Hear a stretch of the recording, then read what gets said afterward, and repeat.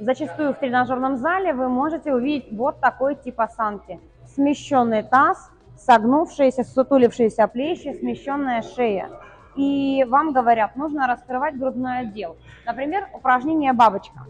Упражнение «Бабочка» прекрасно раскрывает грудной отдел и позволяет создать божественную форму грудной мышцы. Но если вы сутулившиеся, то, скорее всего, вот это упражнение у вас вызовет травму прямо вот в этом соединении. Потому что для того, чтобы сделать правильно, нужно иметь правильное положение головки плеча.